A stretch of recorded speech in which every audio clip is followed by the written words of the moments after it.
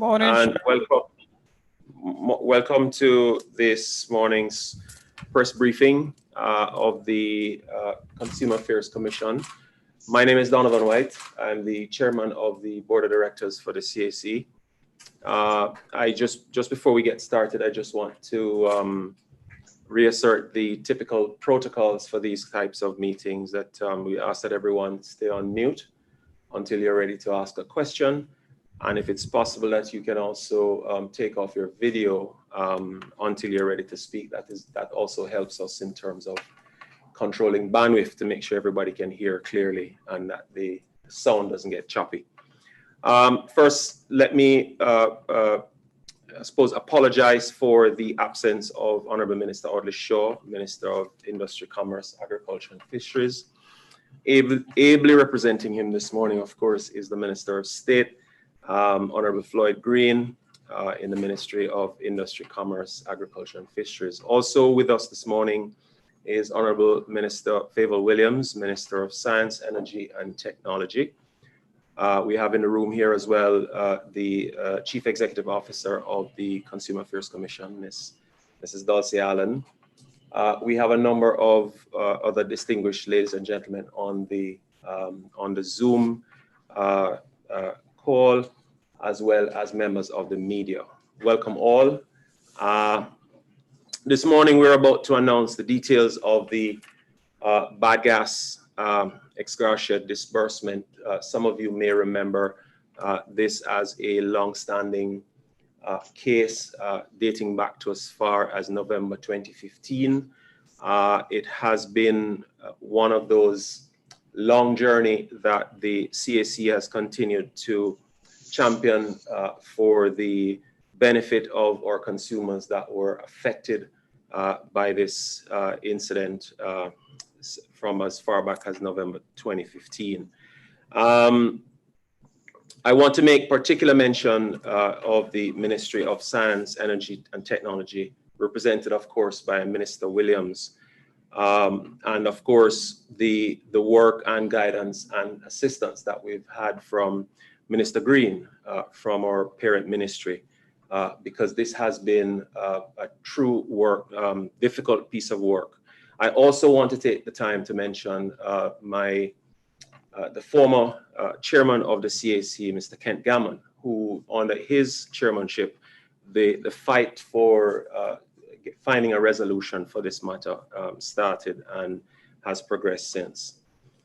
We want to thank everybody for their patience for this last 5 years of waiting, and obviously, you know, at the CAC, we've tried to maintain contact as much as we can with those persons who were affected. Going forward, of course, just to tell you a little bit about the CAC and where we are, just before we get into the details of the announcement. Going forward, there will be a new dispensation for consumers in Jamaica, because the Consumer Affairs Commission is set to be merged with the Fair Trading Commission in relatively short order, right, Minister Green? And we believe that this merger will not only serve the consumers of Jamaica well, but it will allow for the continued path and trajectory of the government of Jamaica to continue to bring levels of efficiency and greater effectiveness to the public service. So without further ado, let me welcome first Honorable Minister Favour Williams of MSET to make a few remarks. Then she'll be followed by Minister Green, and then Mrs. Allen will provide some details for our consumers and for the media in terms of how this disbursement will be coordinated and managed. So, Minister Williams. Thank you very much, Mr. Moderator. Let me begin by acknowledging the Honorable Floyd Green, Minister of State in the Ministry of Industry, Commerce, Agriculture and Fisheries, Mrs. Dulcie Allen, Chief Executive Officer, Consumer Affairs Commission, Mr. Donovan White, our able moderator and chairman of the Consumer Affairs Commission, members of the media, ladies and gentlemen, good morning again. It has been a little over 4 years, but I'm pleased that we can finally bring closure to the bad gas issue of 2015. Today, some 380 motorists would be given the requisite information regarding their claims, as Petrojam Ethanol Limited, PEL, has paid over 24.5 million Jamaican dollars to the Consumer Affairs Commission to compensate motorists who would have been adversely affected. Ladies and gentlemen, energy is vital to the growth and development of our country. The petroleum sector, in particular, is of utmost importance, as a significant portion of Jamaica's total energy requirement depends on imported petroleum. As Energy Minister, guaranteeing the integrity of the petroleum industry as it serves Jamaica's diverse energy needs is a job that I take very seriously. Jamaica's national energy policy calls for the creation of a modern, efficient, diversified, and environmentally sustainable energy sector, and we are committed to making this vision a reality. We're working to ensure that we build a robust legislative and regulatory framework to guide the industry, facilitate stakeholder involvement and engagement as outlined in the National Energy Policy, and implement the recommendations of the Petroleum Trade Reform Committee to ensure that we do not have a recurrence of this issue. Ladies and gentlemen, I want to assure the public that as a ministry, we remain committed to the modernization of the energy sector and ensuring that energy supplies are safely and reliably transported to homes, communities, and the productive sector. You will recall that the Petroleum Trade Reform Committee made a number of recommendations in light of the bad gas situation. The Ministry of Science, Energy, and Technology has commenced and is monitoring the following actions. In July 2016, the Petroleum Quality Control Regulation was amended to limit the specification of what's called unwashed gum for motor gasoline ethanol E1087 and E1090 octane blended with additives to a certain level. In April 2017, the Petroleum Quality Control Regulations was amended to mandate the pressure testing of liquefied petroleum gas, LPG, and liquefied natural gas, LNG. The tanker trucks, the pressure testing of the tanker trucks that carry the liquefied petroleum gas, LPG, and liquefied natural gas.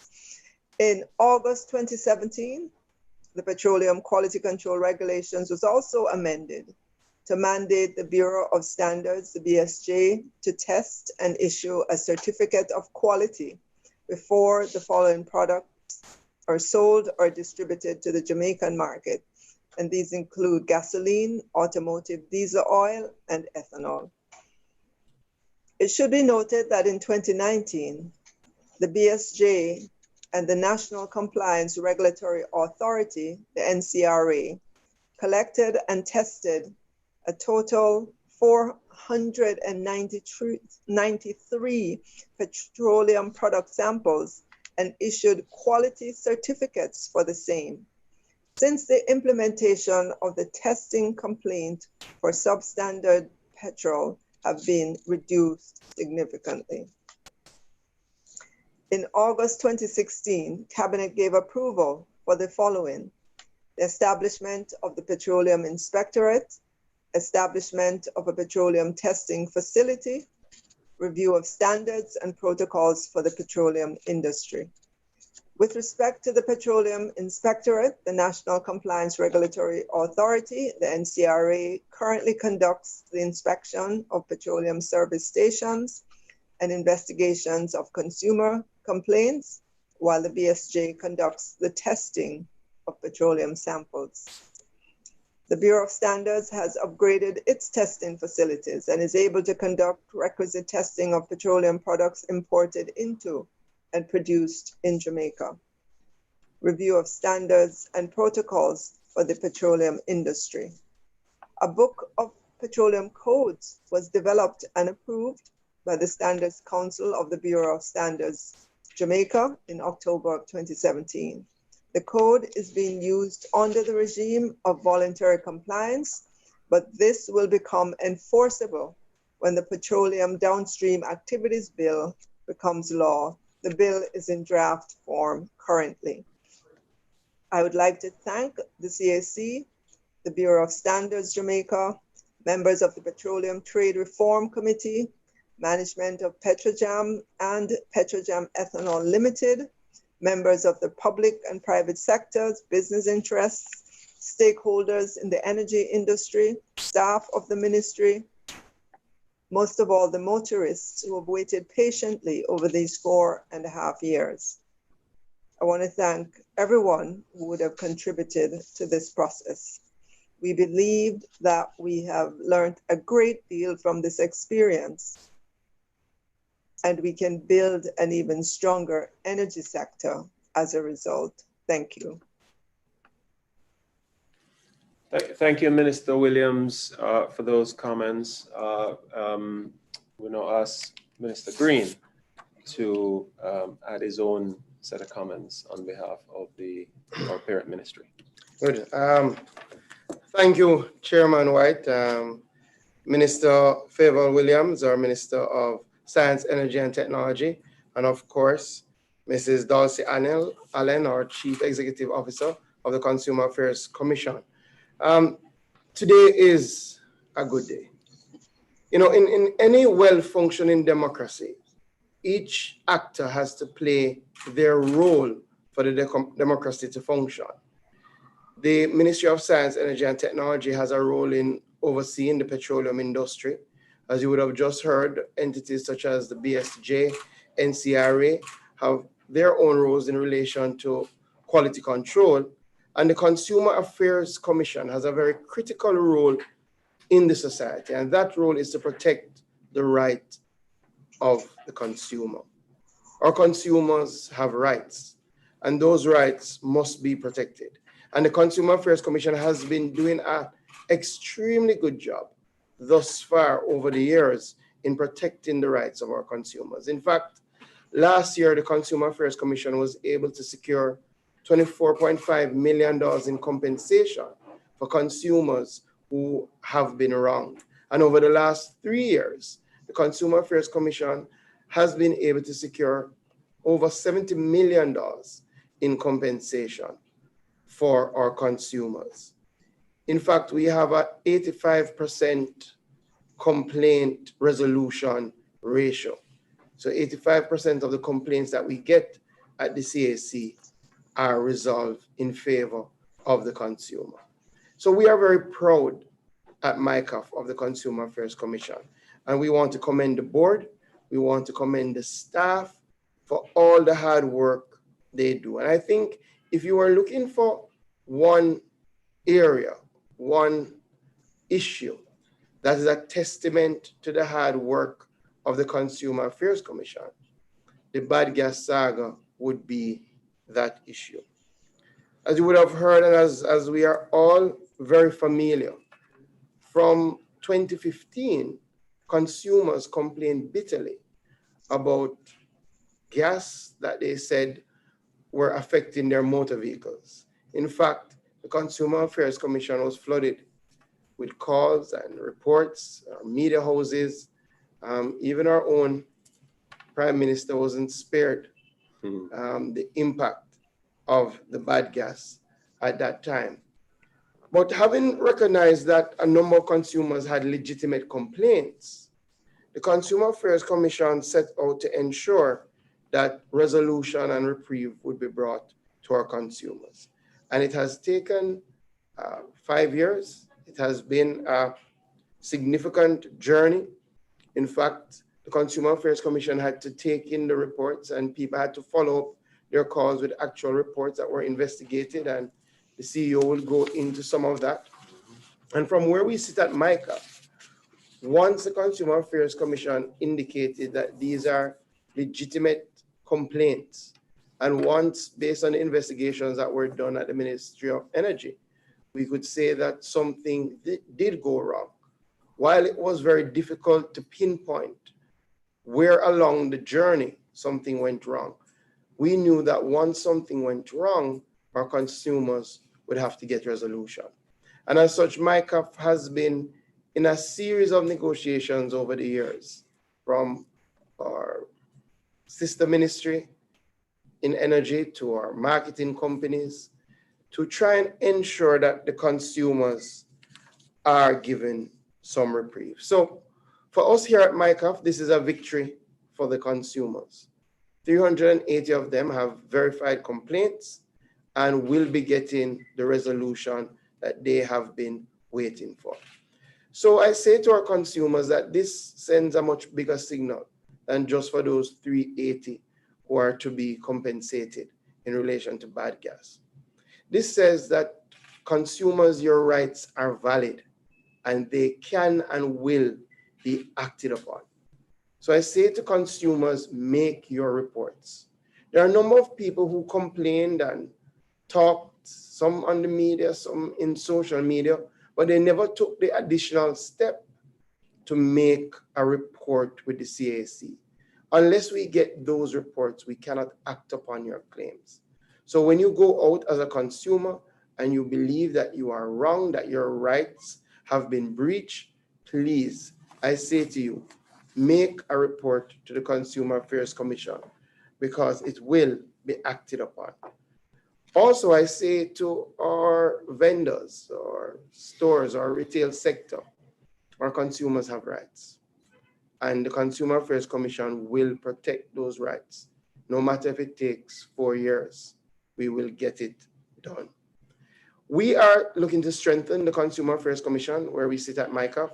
And as such, we have been increasing ways in which people can access the Consumer Affairs Commission so it's easier for you to make your reports. We have heard the complaints of having to come in for some people, but we're saying to you that there are ways you can make your reports even without leaving the comforts of your home. Last year, we launched the Consumer Affairs Commission app, and we hope that everybody, especially once you have an Android device, that you have downloaded the application. It is free. It is in the Google Play Store, and you can make your complaints in the virtual space. So if you go into an outlet and you feel that your rights have been breached, you can make your complaint right there on spot using your mobile phone. So we are continuing to strengthen ways of access to the Consumer Affairs Commission. We're also looking to strengthen the capacity of the Commission by our merger with the Fair Trading Commission. We believe it will give us further reach, it will give us further human resource capacity, and will ensure that more of your claims are actioned. Finally, I really want to thank Minister Williams and the team at MSET.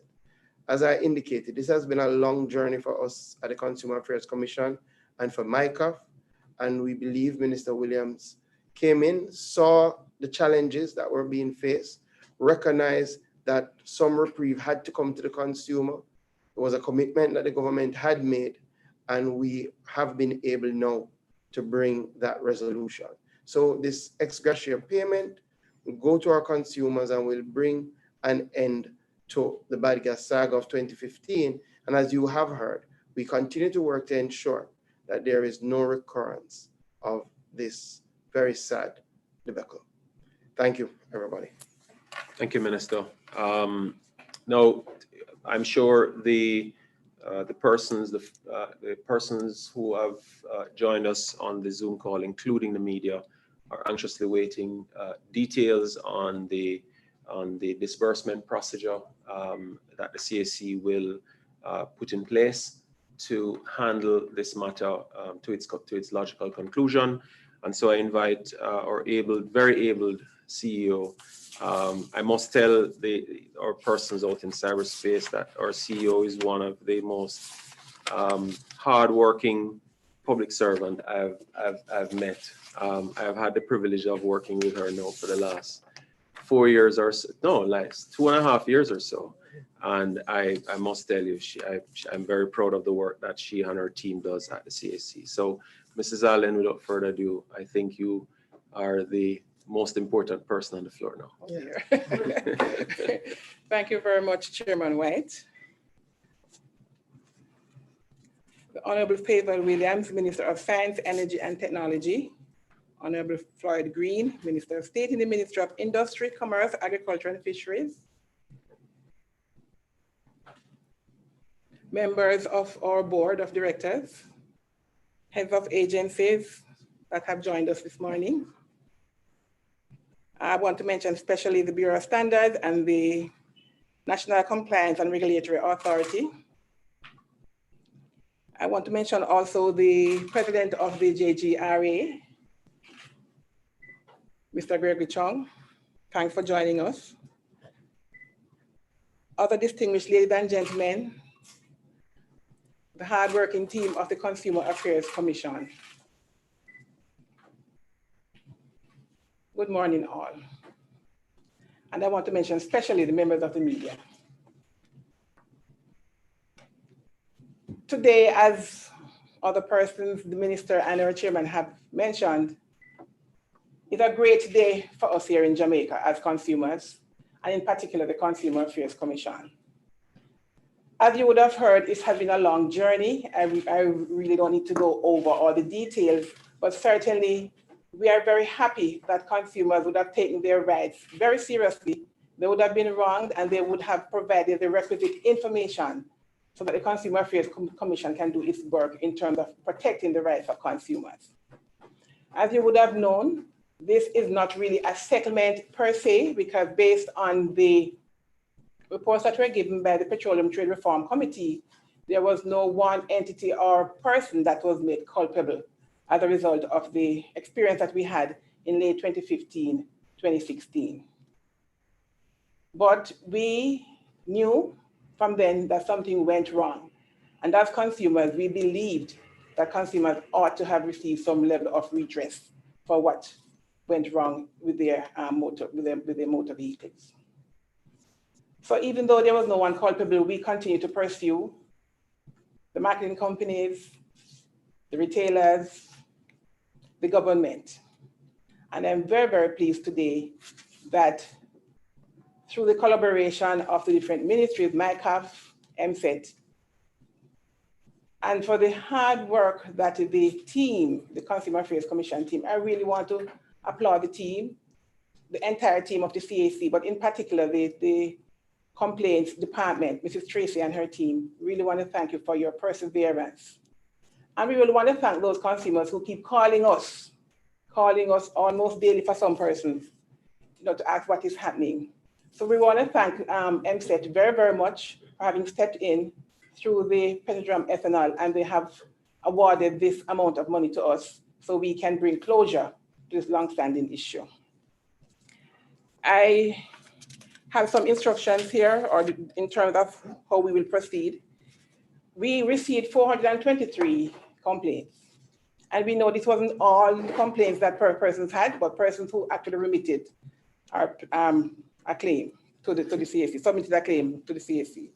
And from this 423, 381 have been awarded. Now I must stop here. The Consumer Affairs Commission, we don't have a technical team of mechanics and so on.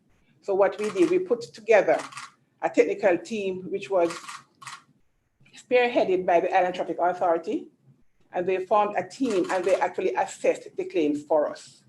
So in terms of the results of the assessment is really what the committee came up with.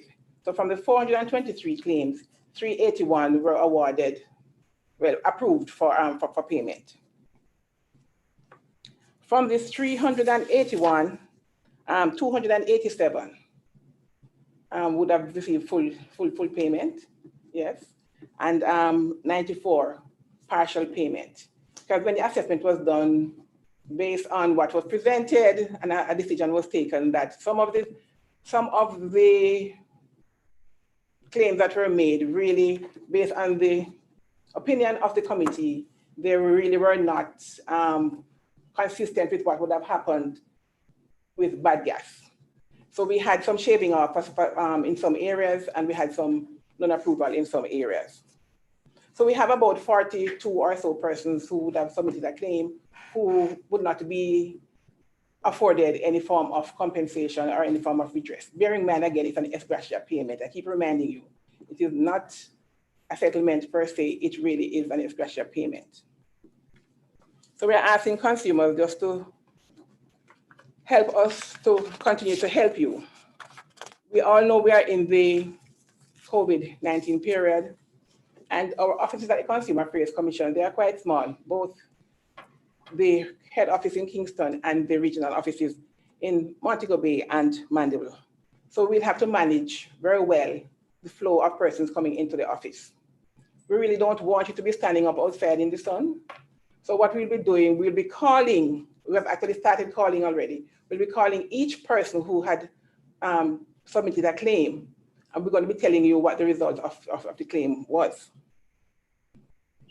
So we'll contact you via phone, and those persons who have been approved, we will tell you that you need to come in. We'll give you a date as to when to come in, and we ask that you stick to the date as much as is possible. If it is you cannot make that date, then we can make other arrangements. But we really don't want persons bundling at our offices. So we're going to be giving you a date to come in, and when you're coming in, you need to take with you some documents. 1, your identification. 2, your TRN.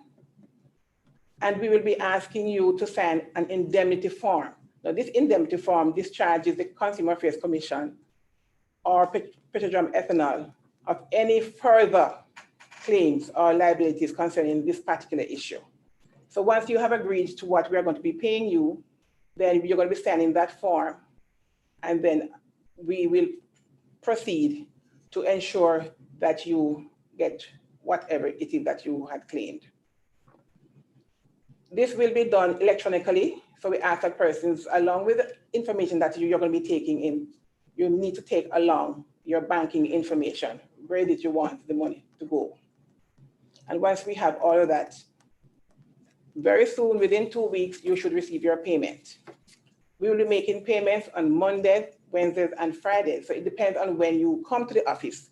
It will determine when you will receive your payment. But certainly, it has been a long haul, and we really want to get rid of this situation. We want to dispose of it very quickly, want to put it behind us and to move on into other aspects of our work. So we ask that you adhere to the plan that we have in place, and our offices are open, but we really don't want people to be flooding the office. You can call us in our usual manner, or you can see us on in our social media, or you can call us on using email. You can send an email also to us at the Consumer Affairs Commission.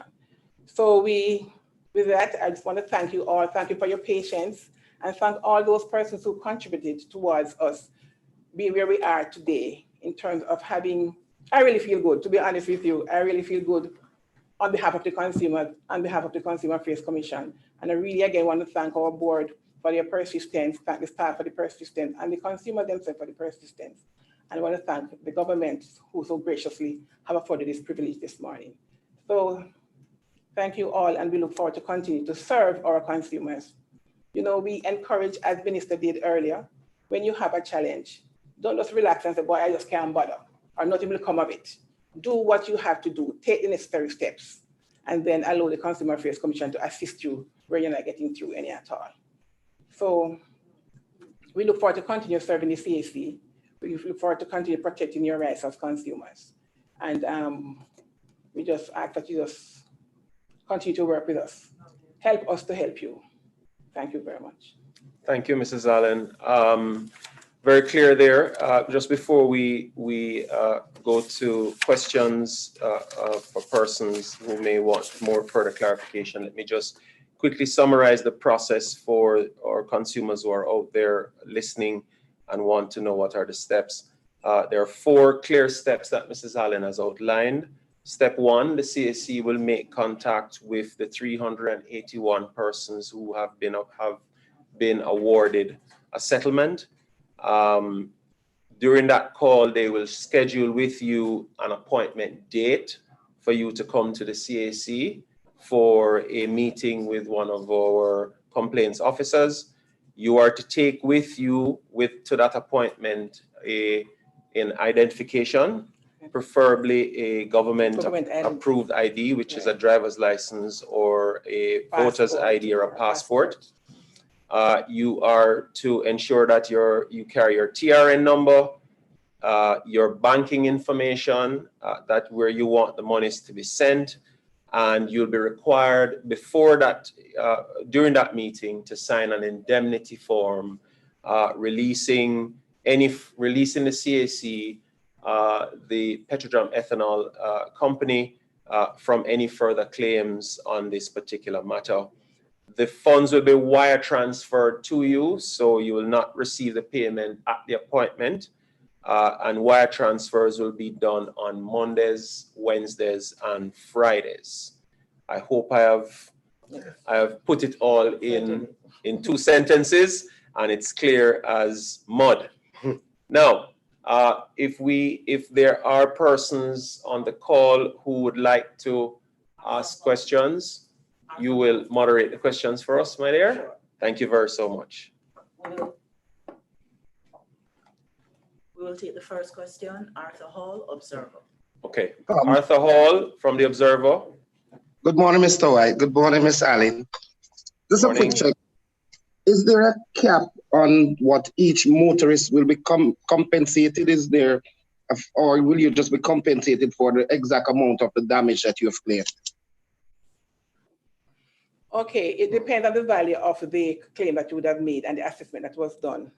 As I had mentioned earlier, up to 381 claims that were submitted, 287 persons will be getting 100% of what they have claimed. Another 94 will be getting partial disbursement. So based on the assessment that was done, it could be anywhere, sometimes just 10% would have been shaved off, sometimes up to 50%, depending on what is presented to the committee.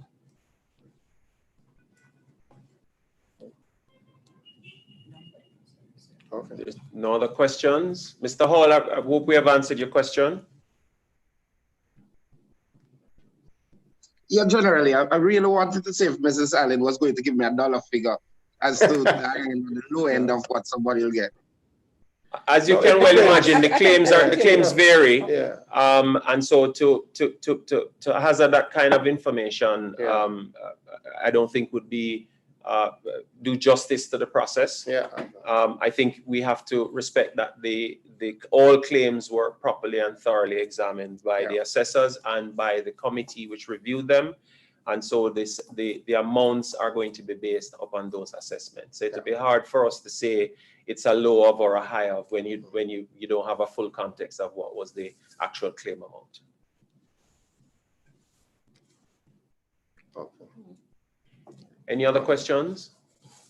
What those have been approved? No? Okay. Well, just to Go ahead. to help you, Arthur, in what you are, what we can say is that the lowest claim submitted was for $2,000, around $2,000, and the highest claim submitted was for around $700,000. So that gives you an idea. We had claims of all sizes, with the lowest being $2,000, about $2,000, and the highest being over $700,000. Morning, Minister. Andre Palmer from the GIS.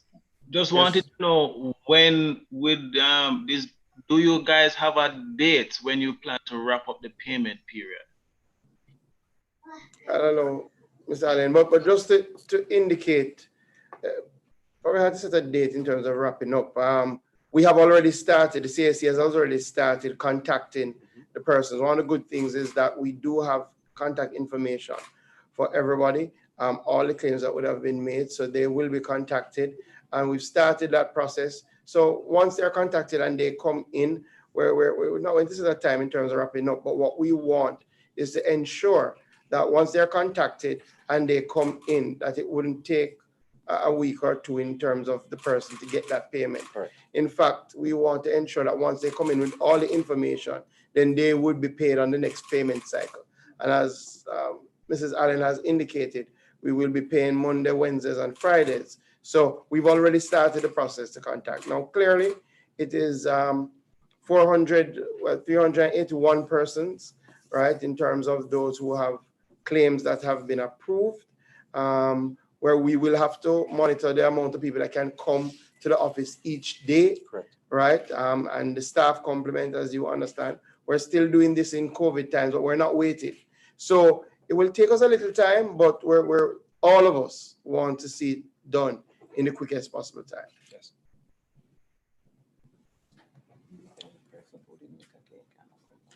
I think one of the critical things that I must say, again, if it is, we do know, and based on all that we saw happening at the time, there were a number of people that were impacted. Some of them did not file claims and make reports.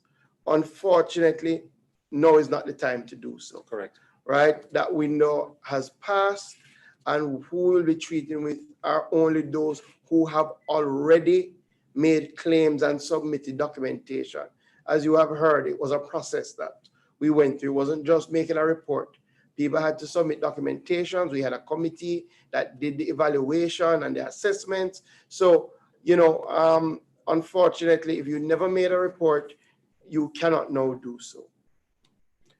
And on that, in the back of that point, Minister, it reinforces a point you made earlier, which is to say that if you are a consumer and you feel that your rights have been, that you've been aggrieved with your rights, that you should ensure that you make your complaint to the CAC, so that we can ensure, the team can ensure that your rights are restored, or certainly that you receive compensation if compensation is to be had. If there's no claim, we cannot act. Yeah. And we cannot leave these matters have them open-ended for long periods. Hence, there was a cutoff period for claims to be submitted, and that cutoff period went a long time ago. Yeah.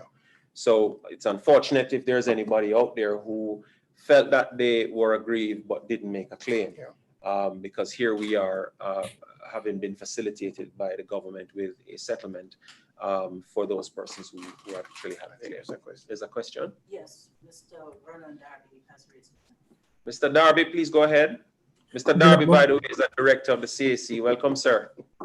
I'm wearing a different hat this morning. I'm also a consumer advocate and a broadcaster.